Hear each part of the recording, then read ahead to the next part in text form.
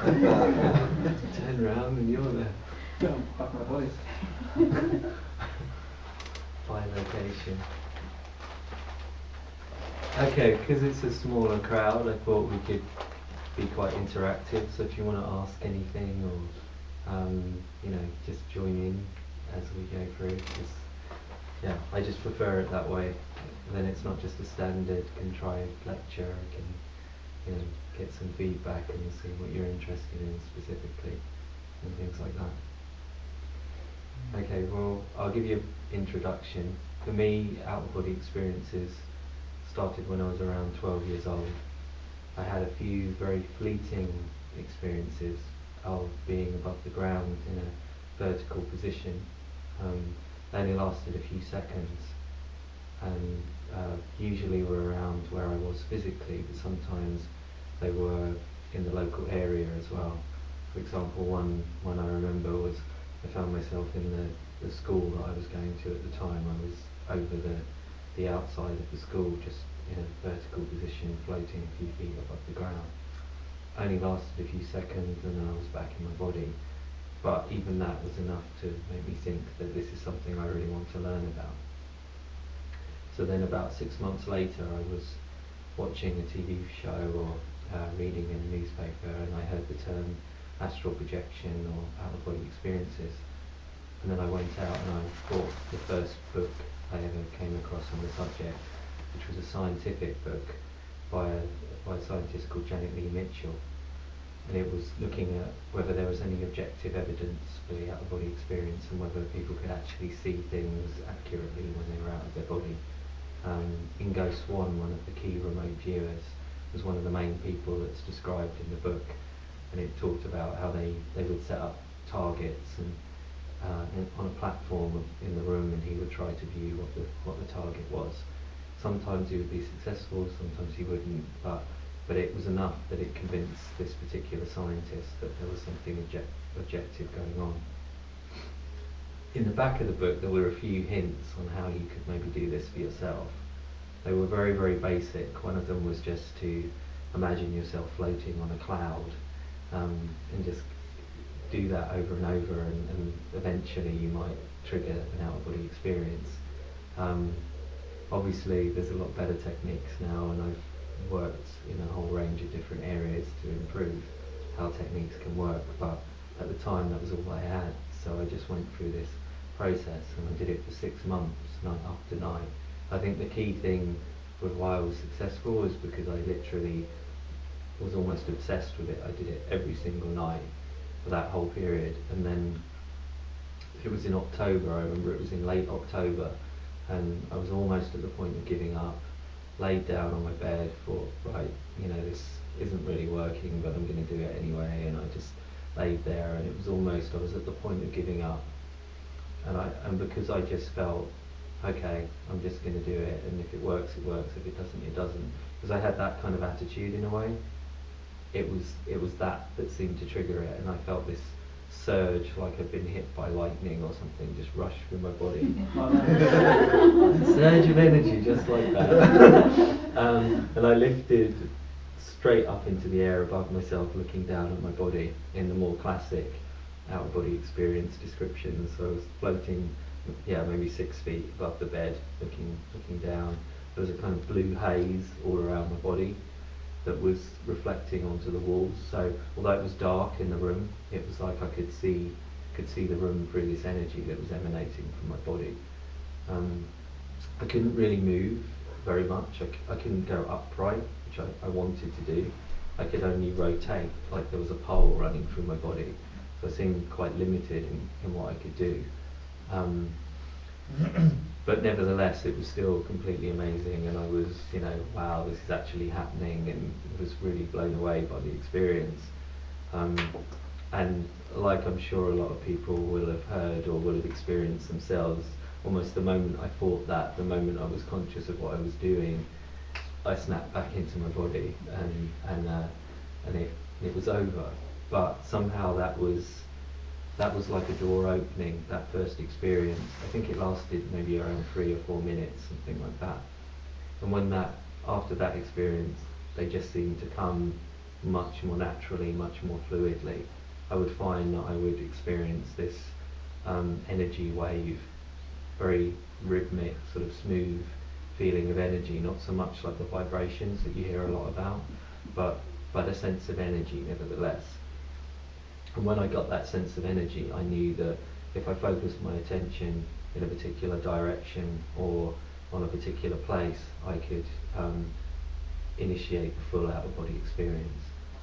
So that was basically my initial journey with it.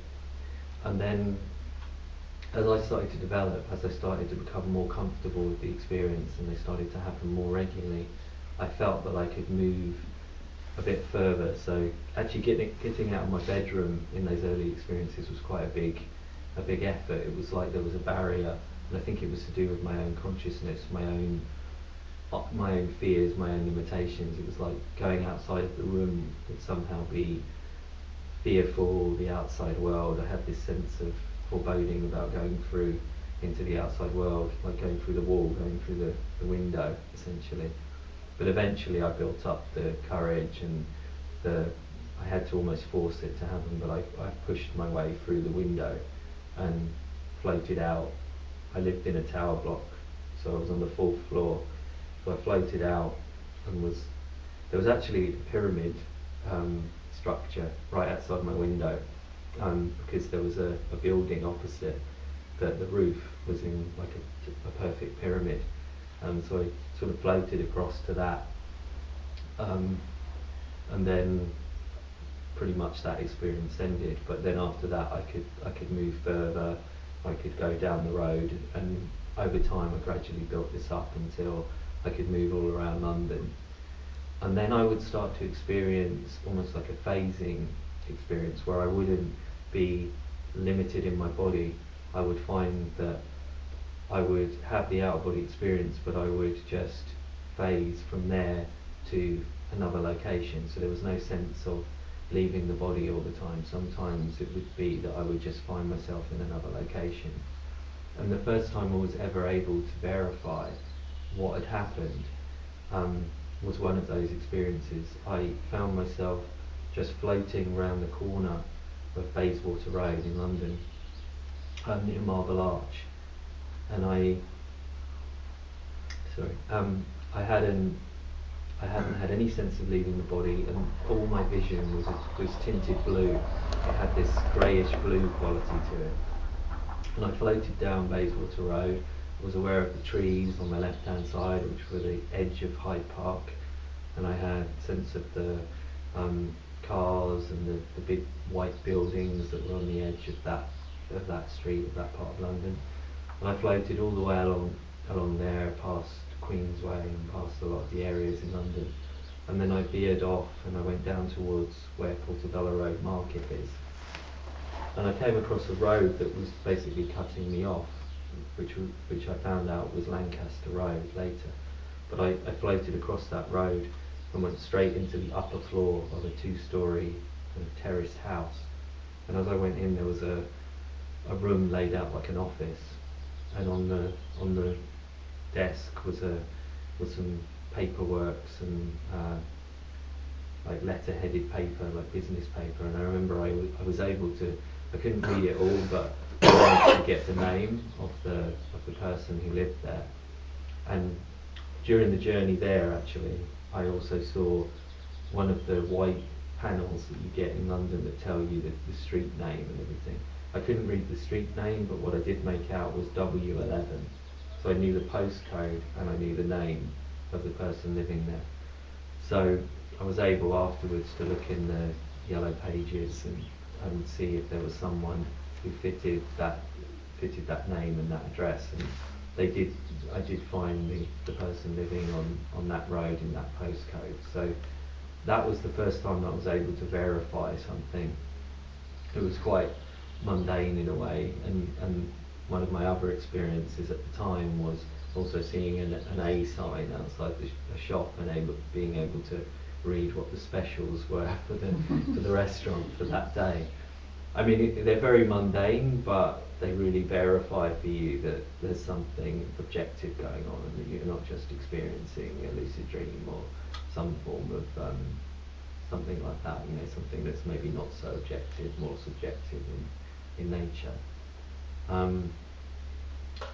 Then I started to become more interested in working with other people and helping them learn to have the same experiences. People at my school and people around me began asking me how can they learn these kinds of things. So I became more and more engaged in improving the experience and finding ways to actually accelerate what I was doing. So I started to look more and more into different techniques and started to develop whole different ranges of things and started to think about this whole idea of immersion, of putting yourself into a total experience.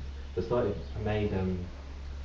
working on structures like this. This is an article I wrote. It's in the Watkins Mind, Body, Spirit magazine, so I think you can get that in shops. But this is an article I wrote this month. So this is one of the structures I built.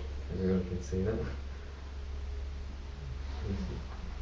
You can look at it after if you can't really see, but it's basically a platform within a kind of metal frame that lifts the person above the ground. So the idea is I began to think that techniques-wise, in terms of learning to do this, just laying in your bed, visualizing things, is only ever going to have a certain degree of success, because we can only visualize to a certain level of efficiency, or most people. And then people are different as well. Some people are better at being, you know, physical techniques. They might be good at yoga or running or some kind of physical thing, but they're not very good at visualizing. I sometimes come into contact with people who can't visualize at all. And then some people are more dreamers and they have very vivid dreams, and other people don't at all. They'll say to me, I don't have any dreams. So I started to realize this one-size-fits-all kind of approach that you'll find in lots of books, where it just doesn't really work for everyone, and because everyone is not the same. So I started to explore ways that I could develop something that would work with different people, work with their skills, work with the things that were actually specifically different about them. So these kinds of immersive structures, I would use hypnosis. I also went on later to work with virtual reality, so that again you could create a completely specific type environment for that person. So if that person was more comfortable with a natural environment, for example, you could use visuals and imagery that inspire an idea of nature. So for example, instead of just imagining that you're floating over something, you could use aerial footage. You could put someone into a virtual reality system and let them see aerial footage. So there's this whole idea that they're moving and floating through space. So when they actually lay down and start to think about those things, that's already fully in their mind. So everything that they're doing, their whole day-to-day consciousness, when they're meditating or when they're moving through everyday life, they're bringing in these ideas, these inspirations, and they're doing meditations and different practices that inspire this sense of, I could have an out-of-body experience. And it also familiarises people, because I think often fears will hold people back. They'll be scared of the idea of having an out-of-body experience. So if you can use some kind of virtual, or use imagery, or use different things that allow people to imagine or to picture themselves in that situation, they become more familiar with it, they become more comfortable with it, and they get to a point where it might be easier to not be fearful about having that kind of experience. So it's this whole process of inquiring and exploring about what might work for someone and what might lead them to have out-of-body experiences more effectively. You've got things like HemiSync and the sound technologies and things like that, but I also wanted to take it beyond that. I wanted to go into this whole idea of immersing your whole body, your whole sense of self. I then developed a physical technique, which I call the G technique, which uses physical tension and breathing methods to bring about the conducive state for an out-of-body experience. So if you think when you read most books, they'll say that you need to be in a deep state of relaxation, but mind awake. So body asleep, mind awake is the classic description that you hear. I also think that it's something more like body exhausted is often really good. So like if you go out and you run for hours and you come back and you have that really heightened, or any exercise, it doesn't have to be running, you know, any kind of physical exertion, and you come back and you have that feeling that your body's totally exhausted, you lay back on the bed but your mind's really alert and heightened because you're really energized. I think that is often the perfect condition to have an out-of-body experience. So basically the G technique I developed to try and create that same situation, but without doing the 20-mile run or the other. You can still do it that way. I still think that's like one of the best ways, but it'll keep you fit as well. And it'll keep you fit as well, yeah. And you know, diet, nutrition, all of those things, they're all factors as well. The whole thing of, I think it seems to be a scale as well, that you have, on one end of the spectrum you have really unhealthy, i.e. dead. That's one way to have an out-of-body experience, being on the brink of death, the near-death state. But then on the other end of the spectrum, being in a kind of hyper healthy state is also very conducive. So diet and nutrition are a really great way of working if you can think about your health. I mean, I advocate a vegan diet and lots of fruit and lots of raw and stuff like that, which I'm sure Richard will agree with.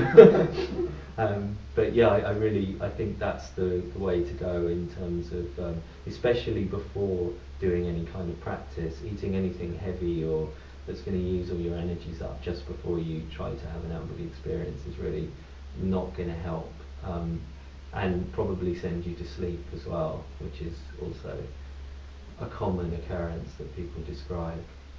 So yeah, with this book I've basically tried to create a really personalised system so that it looks at what is specific and what is personal about each individual, but then it also creates the techniques and advises the techniques that are most suited to that.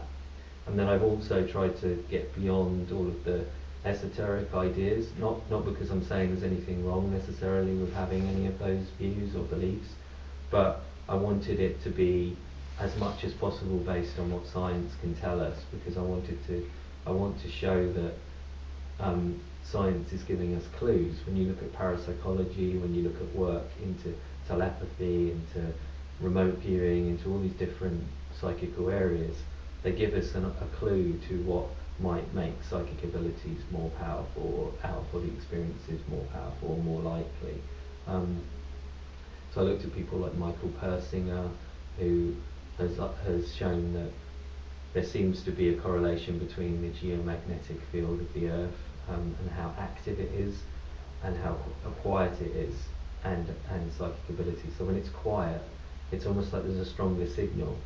It's almost like the energy around the Earth and the energy around us is more calm and peaceful, and therefore our connection with other people telepathically or in any other psychical way is stronger. It's easier to do those kinds of things. There also seems to be correlations with the moon. For me, some of my more significant experiences have been in the 5 days prior to the full moon, the run up to the full moon. I'm not exactly sure why, but there seems to be a correlation. So all these things have actually been talked about in the science literature. These are not just things, anecdotal things that people like me say, oh, I found this and I think this is there. But actually a lot of the scientists are discovering this too. I've also worked with Rupert Sheldrake, who I don't know if any of you know, but he works with this idea that there's fields, organising fields that he calls morphic fields, that interconnect everyone, everything, concepts and plants and life forms, essentially.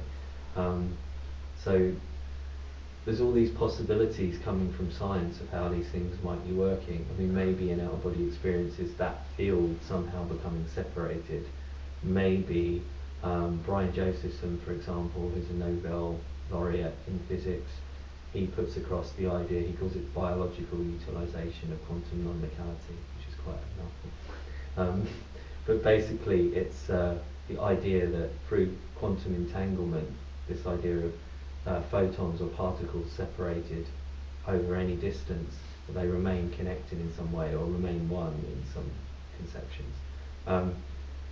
If that could be affected in the brain in some way, if those cells in the brain, the neurons or whatever, could be entangled in that way, then maybe our consciousness could also exist in two places at the same time. So in a really scientific sense, there might be this interconnection, this separation over space. And this seems to be something that's being backed up by experiments as well. There was a study in Milan where they looked at neurons, brain cells, and showed that there was entanglement taking place between the brain cells. In a lot of traditional ideas about physics, they always said that quantum events don't scale up. They don't scale up to a biological or a hot temperatured thing like a human body.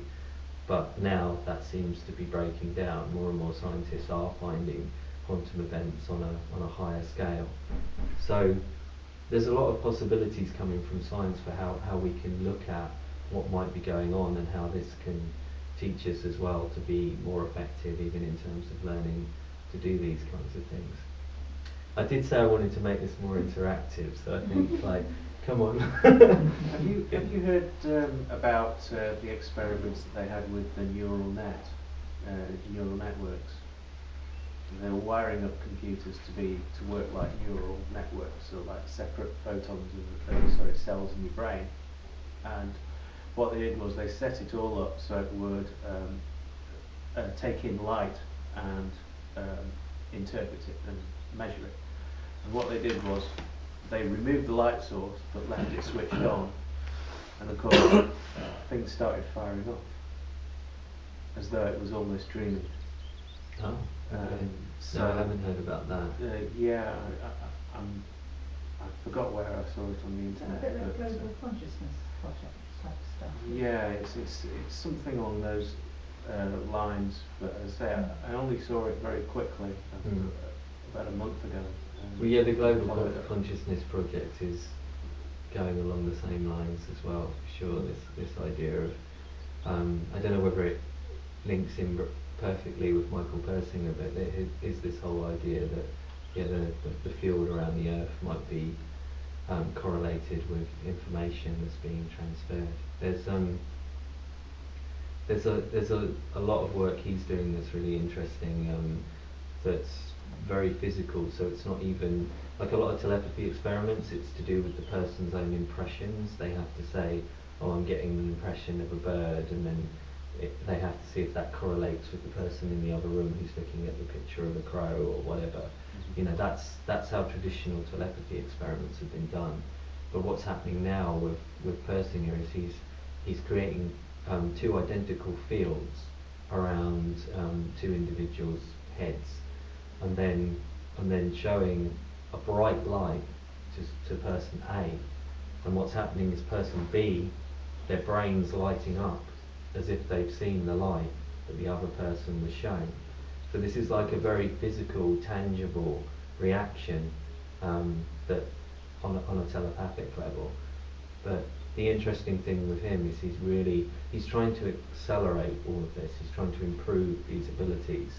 And if you're aware of that the fields around the Earth and whatever might affect all of this, then you can actually go and monitor what's going on in terms of the solar activity and things like that, and pick when you're going to focus on doing your experiments or doing your practice or whatever. So there's websites like spaceweather.com that literally do tell you whether it's a quiet day in terms of sunspot activity and geomagnetic activity and all of that. Magnetic activity, does that sort of ebb and flow in a kind of pattern? You get like the moon cycles, or how do you? No, it's random. That's why you have to look at right. look at the space weather sites and things, because well, it might have some kind of pattern, but I don't think anyone's really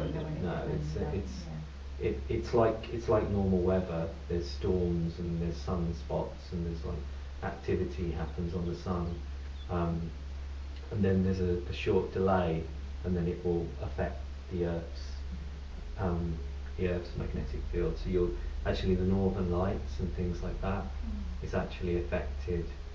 It's the result of these fields hitting the Earth. You see them? Oh, you saw them, Yeah, thank you. yeah. Great. I mean, in your first book, which is great. I mean, it details your journey scientifically and all the other bits and pieces. When I put it down, at the end, no, it is a great book. When I put it down, I actually read it a second time, which I never do. I never read books a second time because your experiences, do you perceive them at all to be spiritual, or do you just see it to be a physical event? Doesn't it say in there? I think. Well, no, because you didn't define. Like, for instance, a couple of your journeys, like the RA bombing, that was a future event. How are you still seeing future events? No, I've only ever had the two precognitive experiences. One of the Soho bombing in '99, where I found myself in an out-of-body experience, and I was standing on the corner of Moore Street and Old Compton Street in London. Standing there, and I was looking down the street, and about 100 metres away I saw the explosion burst out from the Admiral Duncan pub, which it turned out to be. Lawrence was there when I had the out-of-body experience, actually.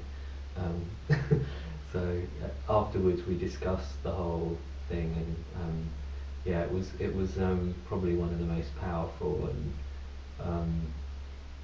emotionally draining experiences on a lot of levels, because it happened, that outward experience happened 5 days before the actual bombing took place. So I knew somehow that it was precognitive, but that was really something I had no understanding of how that could fit into my understanding of the world at the time.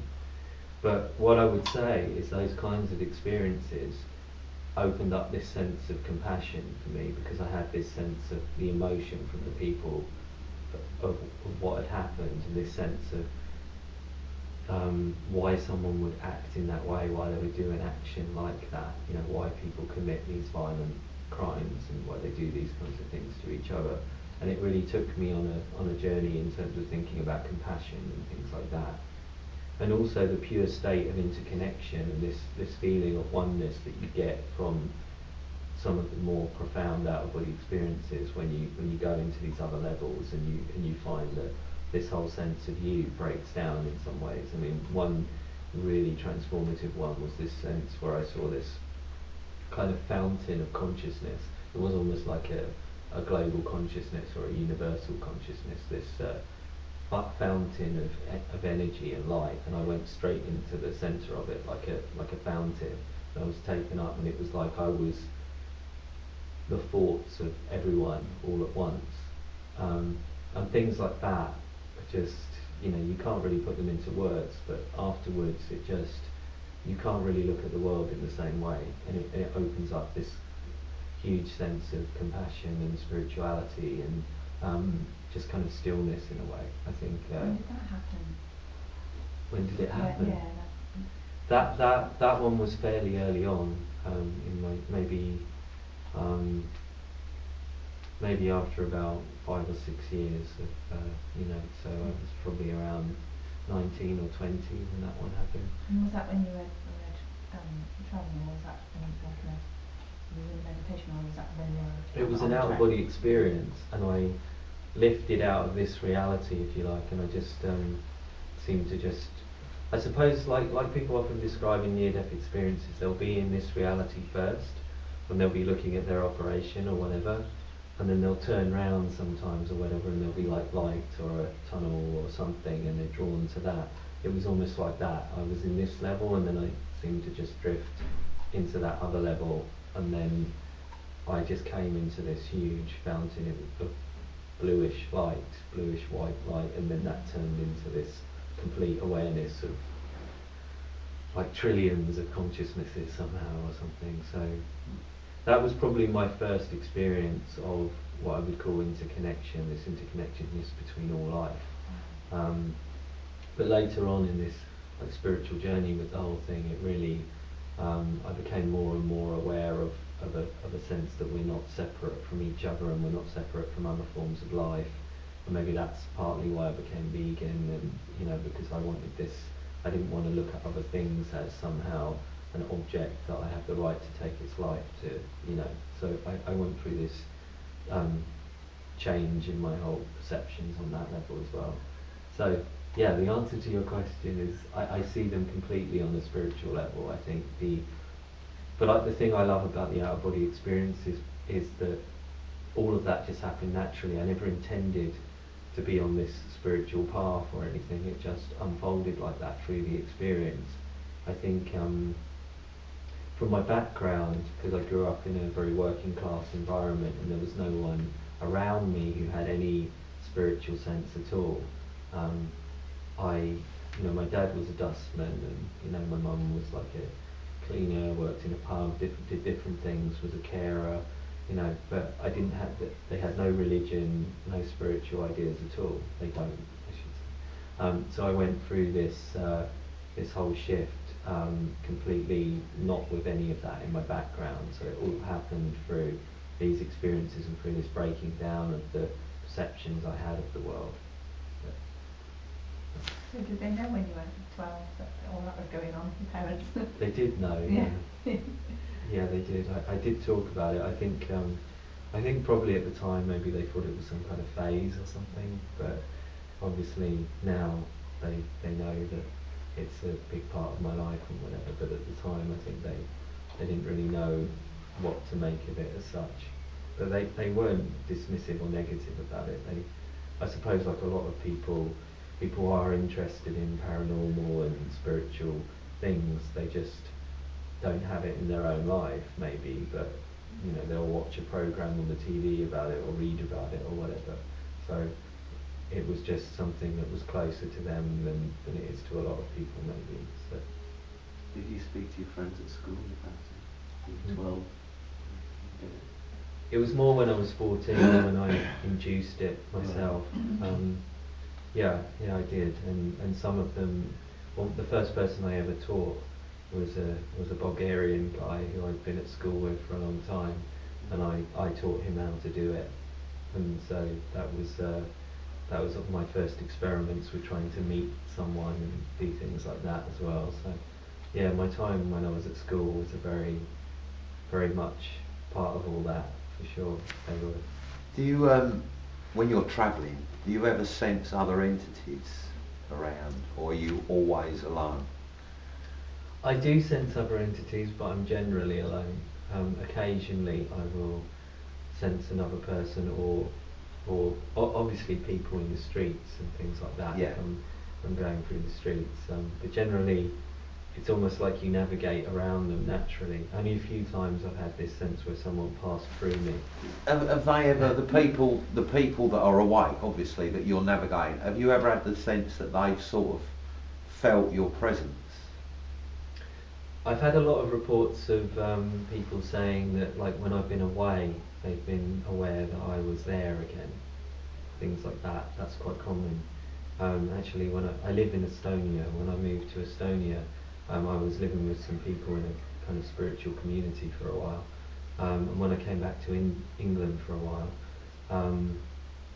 when I went back to Estonia, they said that they had a sense that I'd come back and that I was there, and they could sense my presence around the building and things like that. So, things like that, I suppose. Yeah. Do you think that when you started, you said that initially they were sort of accidental when you left your body? Only the first 2 or 3. Do you think that made it easier, the fact that you know that you'd been in that situation, you'd left your body, albeit involuntary, when you actually tried to do it consciously, do you think that helped you? More than the fact that, like, I've never left my body, so if I try, I've got nothing to gauge it by, whereas you'd actually left your body. You stood outside the school and... I don't necessarily think that it made a huge difference, because in a way it maybe made me more frustrated because I knew I'd done it for only a little bit, but I'd done it. Yeah. So when I was spending 6 months, 6 months is a long time, to be trying every night and not getting anywhere. So the fact that I knew I'd done it and I'd had other paranormal type experiences like an apparition and things like that when I was very young, because I'd had those things, I sort of felt like it should be easier somehow. But because it wasn't happening just like that, it maybe made it frustrating. So in a way it probably as well. made it harder, in fact, as opposed to easier. It's hard to say either way, Yeah. but I don't necessarily think you should assume that it's going to be any harder or easier because you haven't done it before. I think when I work with people, teaching, sometimes someone who's never done it before will try it for the first time and it will work, and another time someone who's done it loads of times won't be able to do it. So it's like anything. I think it's about breaking out of your comfort zone to some degree. It's about shaking things up and like changing what's going on in your life to some degree, and making sure that you're fully engaged with that process. And then the likelihood, it's like building up the likelihood that you're going to be successful as much as possible, putting all the pieces in place, and then the likelihood just. Do you think belief like comes tipping the into scale. the fact that you believe that you're going to do it? Do you think that makes a difference, or because if you're sceptical and you're laying there trying and you're thinking I'm never going to do this, as opposed to laying there. Obviously that would hold you back if you were thinking, oh, I'm never going to do this, because like if you were doing anything and you had that mental attitude, if you're trying to learn an instrument or learn to speak a language or something and you were like, oh, I'm never going to learn this, obviously that's not going to help. Positive mental attitude. But it doesn't necessarily mean that you couldn't do it. No, definitely not. You know what I mean? But it's a physical thing that you're doing. Do you understand what I'm saying? I don't know if it's physical. That's a bit of an assumption. We don't. When know. you're travelling, do you feel like you? I do, but we still don't know. I mean, sometimes I feel like a point of consciousness or awareness, and other times I have a whole body. Like the precognitive experience where I saw the bombing, I had a full body. I remember standing there. I was physically standing there. It felt like in the experience.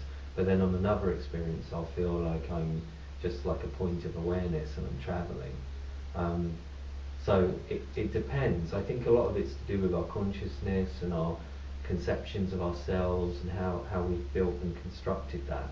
Because I tend to lean towards the idea that it's some kind of extended consciousness, that consciousness can separate. I don't see it like a body or a spirit body that pops out of you like a Russian doll or something that you've got. I see it more like a consciousness-based thing, but our consciousness obviously forms our whole sense of who we are. We're a combination of our self-awareness, our memories, all of those things build up our sense of self. So if that can separate from the body, then why would it necessarily feel any different, really? And I think that is often how it is. You feel that's the real you when you're in low BE, in my experience. When in that very first one, when I was looking at myself, I was like, I could only tell it was me because it looked like me. It didn't feel anything special. So that sense of I am was the you outside looking at your shell, as it were. Yeah, I mean, I looked at it and I was like, oh, that must be me because it looks like me, Yeah. But I could have been looking at a photograph. So there's the conventional view of astral travelling is a spiritual being with a silver cord attached to the body. There's none of that. I've never seen a silver cord. No. I think a lot of that is just belief, like you get in any religion or tradition or whatever. Did you ever worry that after leaving your body that you wouldn't go back to it? It was never a big worry for me, to be honest, but a lot of people do worry about that, yeah. I suppose it was never a worry for me because I think the thing that's always hard is trying to stay out longer. It's never really getting back. Everyone's always trying to stay, well for me I'm always trying to stay out longer because an average experience is say around 20 minutes. The longest I've ever done was 12 hours, but that was a really exceptional experience. But usually I'm trying to stay longer than I've never needed to try and get back. It's always like, oh, I can feel myself being drawn back and I don't want to go. And that's kind of more how it generally is for me. So, and I think that's how it is for most people, really. And does it get easier the more you do it with practice? I think so. Yeah. Do you know how long it is that when you have to get back before you realise how long you've been? Kind of thing? Have you got any time concept at all? When you're Sometimes time is distorted, sometimes it's not, I find, and that seems consistent with other people as well. you'd have to set an alarm if you go and do something, wouldn't you? Well, it's best not to do it when you need to do something else afterwards, because that will just distract you mentally and things like that. So I tend to recommend not trying to do it when you've got something else going on.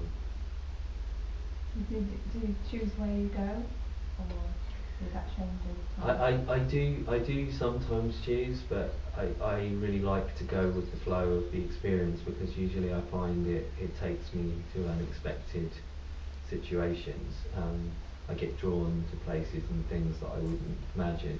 I think maybe for the first, I don't know, however long, there's a period where you have specific things that you want to do and places you want to go, and I've tried to do that through the experiences, but then you reach a point where you start realising that, well, that when you just let the experience happen, you'll probably get something far more interesting than just getting to see, I don't know, the pyramids or something, you know. Because seeing it as a teenager as well, with a teenage perspective on life, you'd be tempted to choose where you go, you know what I'm trying to say. Do you know what I mean? Did you find if in you're those talking early about days- spying on people and things like that,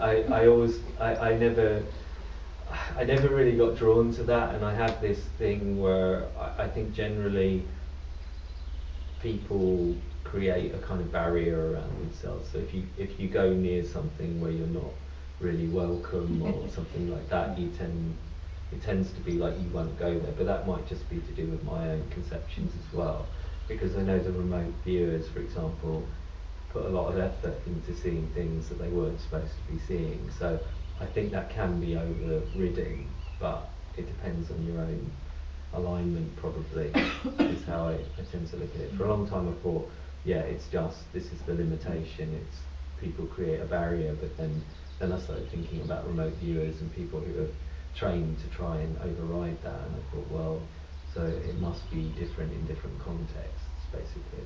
So again, that's interesting to look at research and what scientists are coming up with and what results they got specifically with targets where people weren't supposed to be going there and things like that. So. Is it possible that it's good to use it for some kind of good and expect it is, not that we would hear much about it, in the world kind of thing, but is it used for quite sort of important stuff? Do you mean remote viewing? Yeah, What? or finance stuff. Yeah, I mean, a lot of the original remote viewers from the military program in the US, they do that. I mean, Joe McMoneagle especially is someone I'm interested in. He does a lot of work locating missing persons, for example. I think he did one in Japan where they had 25 cases, and I think he was able to locate 20 out of the 25 missing people. And he's also found unknown archaeological sites and things like that in Japan as well.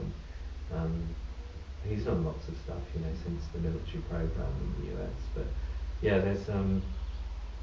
there are positive applications for sure. There's even a book on remote viewing for archaeological purposes, like locating things. That's something I'm quite interested in.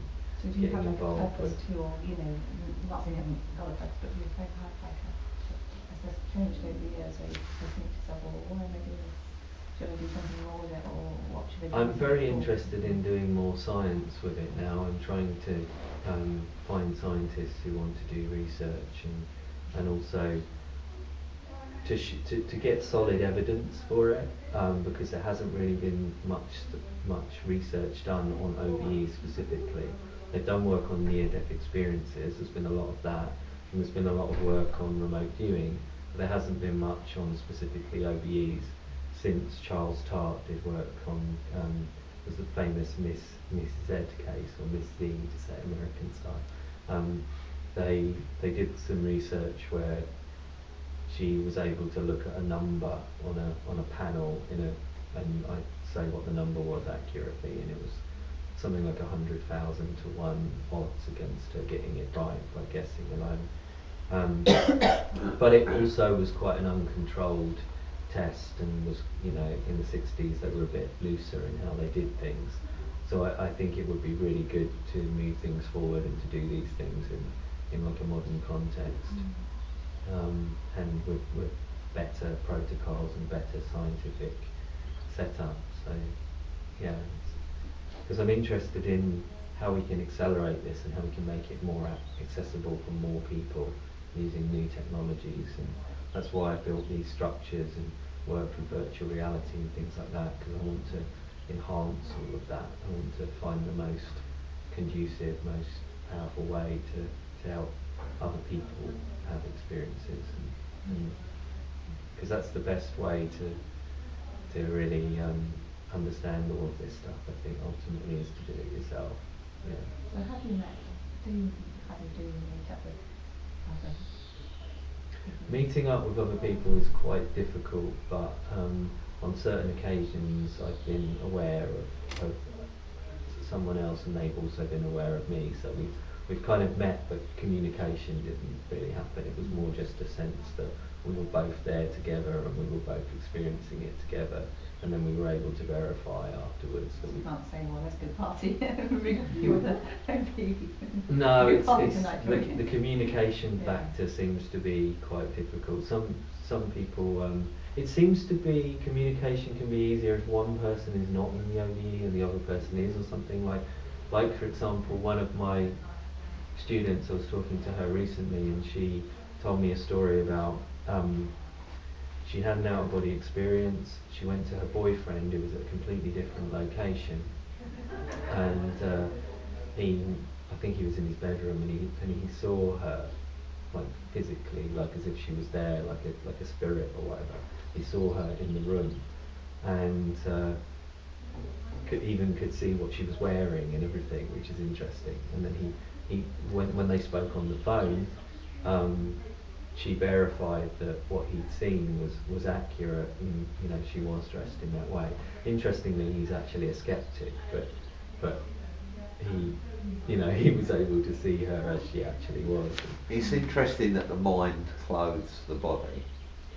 Yeah, it is In that- interesting, but that is exactly what I think is happening. Yeah, Yeah. I mean, I don't think it's that surprising that we see What we expect to each see. other Yeah. with clothes, Yeah. because we think of ourselves with clothes Yeah. usually. So, What's the farthest you've travelled? well, What's the distance? you mean in physical reality, or No, out of body. Can you No, go but near? I mean you mean in this universe, or you mean in like? Oh, no. Let's say, have you left the planet? I have, yeah. Yeah. Yeah, I mean, some of my most amazing experiences were on that kind of level. One experience where I was floating in the upper atmosphere of the Earth a few years ago. I was just looking down at the planet, like slowly rotating. It was kind of like a mist, which was basically the upper atmosphere.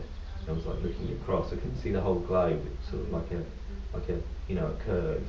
I was just in the upper atmosphere and looking across, and I could see the continents and could see it slowly rotating and all the oceans and stuff. Fantastic. Yeah, it was a really awesome Yeah. experience.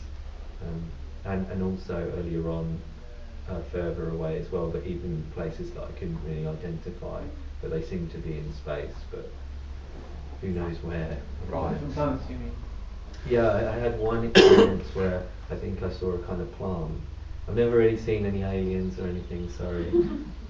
But I did see something that looked like a plant on one planet, it sort of looked like a kind of tree thing, in one experience, but that was a long time ago, so it's hard to remember exactly how that was. But